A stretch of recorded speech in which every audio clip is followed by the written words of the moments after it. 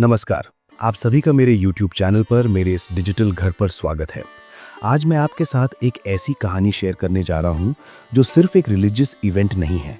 ये एक ऐसा सफ़र है जो ईमान से शुरू होता है, आंखों में आंसुओं से गुजरता है और फिर वापस ईमान पर ही खत्म होता है। लेकिन बीच का वो रास्ता, बीच का वो अनुभव शायद हम सभी के लिए एक नया सवाल, एक नई सोच लेकर आता है। और ये सब कहाँ होता है? हमारे अपने हिंदुस्तान में, गर्म हवाओं वाले नारियल के पेड़ों से भरे एक ऐसे राज्य में जहां आस्था की नदियां सदियों से बहती आ रही हैं, केरल में। अब आप सोच रहे होंगे, भाई केरल की तो मैंने बहुत सारी वीडियोस देखी हैं, बैक वाटर्स हैं, अयप्पा हैं, सबरीमला है, मदर मैरी के चमत्कार की बात भी सुनी है, पुरानी बात है। लेकिन सुनिए, मैं आपसे वो पुरानी किताबों वाली टेक्स्ट बुक वाली बात नहीं करने वाला। मैं बात करने वाला हूँ उस अनुभव की, उस वाइब्रेशन की जो आपको एक पल के लिए रुकने पर मजबूर कर दे, जो एक माँ की तलाश में हजारों किलोमीटर दूर से आए एक बेटे की आंखों में आंसू ला दे, जो एक डॉक्टर को जिसने साइंस की हजारों किताबें पढ़ी हैं उसके सामने सर झुका दे। क्योंकि ये कहानी चर्च की दीवारों से बहुत आगे की है। ये कहानी है उन लाइंस की जो हमारी आधुनिक दुनिया ने खींची हैं, साइंस और फेथ के बीच, देखने और मानने के बीच, प्रूफ और प्रेयर के बीच। और केरल में भैया ये लाइंस धुंधली पड़ जाती हैं। यहाँ विश्वास सांस लेता है, यहाँ चमत्कार रोजमर्रा की जिंदगी का हिस्सा है।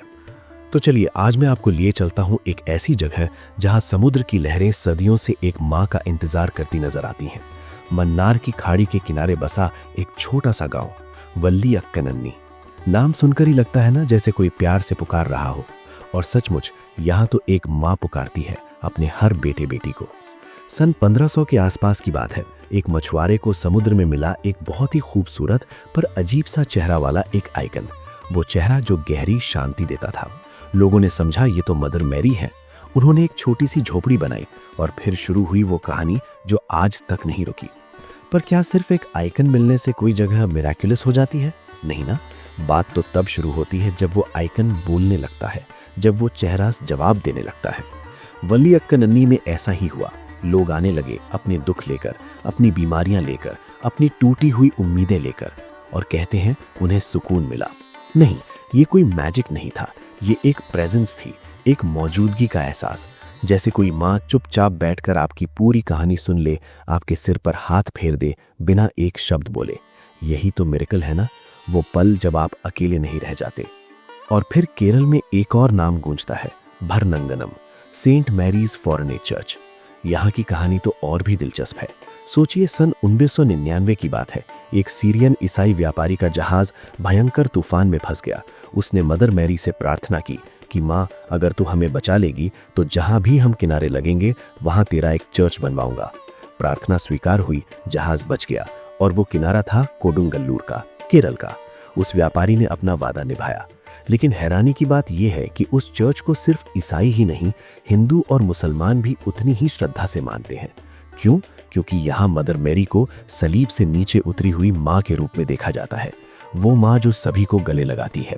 भरनंगनम की धरती पर मिरेकल सिर्फ ठीक होना नहीं है, मिरेकल है एक हो जाना। अब आप कहेंगे, भाई ये सब तो बहुत पुरानी लोक कथाएं हैं, आज के जमाने में ऐसा क्या? तो सुनिए, आज के जमाने की एक घटना। कुछ साल पहले की बात है। एक युवक था, मान लीजिए उसका नाम था जॉर्ज। एक एक्सीडेंट में उसकी रीढ़ की हड्डी में बहुत बड़ी चोट आई। देश के बड़े बड़े हॉस्पिटल्स ने कह दिया व्हीलचेयर परमानेंट, जिंदगी भर के लिए। उसकी माँ, एक साधारण सी औरत, टूट गई, लेकिन हारी नहीं। उसने अपने बेटे को लिया और वल्ली अक्कनन्नी पहुंच गई।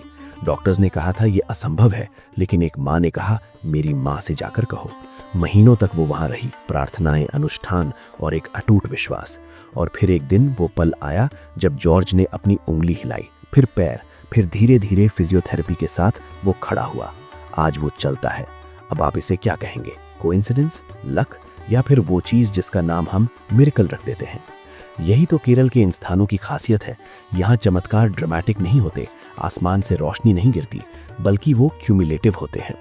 धीरे धीरे एक इंसान के भीतर होने वाला बदलाव। एक कैंसर के मरीज को जब डॉक्टर कह दे कि आपकी रिपोर्ट क्लियर आई है, हमें समझ नहीं आ रहा, तो वो मरीज किसकी तरफ देखता है? उस माँ की तस्वीर की तरफ जिसके सामने उसने रो रो कर प्रार्थना की थी। क्या ये साइंस है? शायद नहीं। क्या ये सच है? उस इंसान के लिए ये उसकी सबसे बड़ी सच्चाई है।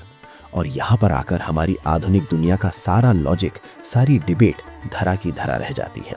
क्योंकि जब आप वल्लियक्कनन्नी की उस पवित्र कुएं के पानी को छूते हैं जिसके बारे में कहा जाता है कि उसमें हीलिंग के गुण हैं, तो आपका दिमाग नहीं, आपका दिल बोलता है। जब आप भरनंगनम की उस प्राचीन दीवार को छूते हैं जहां हजारों छोटे छोटे सिल्वर ऑफरिंग्स लगे हैं, छोटी छोटी शरीर की आकृतियां हैं, तो आपको एहसास होता है कि ये सिर्फ धातु के टुकड़े नहीं हैं, ये हजारों लोगों की थैंक यू नोट्स हैं। हजारों लोगों ने माँ को लिखे हुए पत्र हैं जिसने उनका दर्द हर लिया। तो क्या ये सब सच है? मेरे दोस्त, इसका जवाब मेरे पास नहीं है और शायद किसी के पास नहीं है, लेकिन इतना जरूर है कि ये एक्सपीरियंस सच है।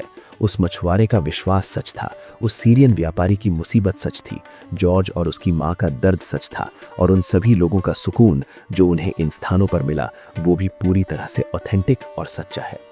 शायद इसीलिए केरल में मदर मैरी सिर्फ एक धार्मिक चिन्ह नहीं है, वो एक लिविंग प्रेजेंस है। वो उस माँ की तरह है जो अपने बच्चों के दुख को देखकर चुप नहीं बैठ सकती। और शायद इसीलिए ये चमत्कार सिर्फ केरल तक सीमित नहीं है। दुनिया भर से लोग आते हैं सिर्फ एक पल के लिए, उस शांति को महसूस करने के लिए, उस विश्वास को छूने के लिए जो हमारी इस भाग दौड़ भरी जिंदगी में कहीं खो सा गया है। तो अगली बार जब आप केरल जाएं, कोच्चि के बीच, मुन्नार की हरियाली, अलेप्पी के हाउस बोट्स के अलावा एक पल इन जगहों पर भी बिताना। चुपचाप बैठ जाना, कुछ मांगना नहीं, बस फील करना। हो सकता है आपको भी वो अनुभव हो जाए, वो वाइब्रेशन जो शब्दों से परे है, जो तर्क से परे है, और जो सिर्फ इमोशन से, एक माँ के प्यार से जुड़ा हुआ है। क्योंकि अंततः चमत्कार शायद बाहर नहीं होते, वो हमारे अंदर होते हैं। वो हमारा विश्वास ही तो है जो उन्हें रियल बना देता है। और केरल में ये विश्वास हवा में तैरता है, पानी में बहता है, और हर उस इंसान की सांसों में धड़कता है जो माँ कहता है और यकीन करता है कि उसकी आवाज़ सुन ली गई है। धन्यवाद आपका मेरे साथ इस भावनात्मक सफ़र पर चलने के लिए। अगर आपको लगता है कि ये मैसेज किसी और तक पहुंचना चाहिए तो इसे शेयर ज़रूर करें। नीचे कमेंट्स में बताइएगा आपका क्या ख्याल है। फिर मिलेंगे एक नई कहानी के साथ। खुदा हाफिज। God bless.